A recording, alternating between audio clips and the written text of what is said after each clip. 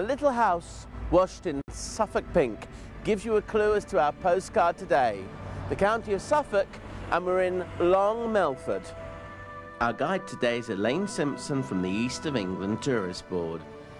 Elaine, Long Melford, tell us a little bit about it. Long Melford's one of the wool towns that we have here in East Anglia, and of course the wool industry itself was very important to the region.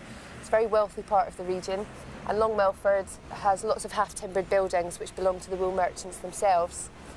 Long Melford's known for having the longest high street in England. It's over a mile long in length now. Is that why it's called Long Melford? It certainly is. Is that the reason? Yeah. Oh, that seemed too obvious. I know, it is the reason though.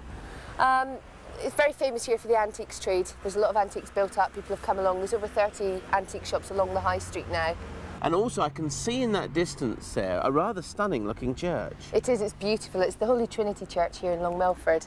Again, the church has been built by the money from the wool industry, and it's believed, the stories have evolved through time, that the wool merchants, they used to inflict their money on the villages, and they thought the best way to do so was to build beautiful, splendid churches that were massive, far too big for the villages, but this was their way of securing their place in heaven with the money by buying the church. Is that what they did? Yeah. Now, looking at that signpost there, we've got Kentwell Hall, Melford Hall. I can see that's National Trust Melford Hall. That's right, yes. And so, stately homes in this small village as well. We do, yeah. They're both 16th century homes that are here. Melford Hall was a nice connection with Beatrix Potter. She was a friend of the family in recent years, and there's a room in Melford Hall itself dedicated to Beatrix Potter now. So tell us about this ghost story here in Long Melford then, Elaine. Apparently the story goes, when this used to be a coaching inn, there was a brawl. Some gentlemen had been in here having a drink, and there had been a brawl outside in the street, just outside the door, and one of the chaps was murdered, and the story goes that his body was dragged upstairs and put inside a false wall in one of the bedrooms just above here.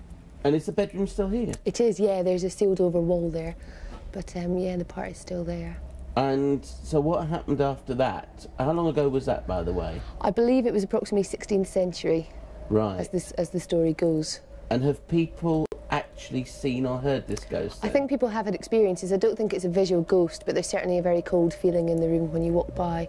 And have you ever felt it? I have, strangely enough, yes. Just a shiver, not actually an experience as such, but just definitely a cold feeling.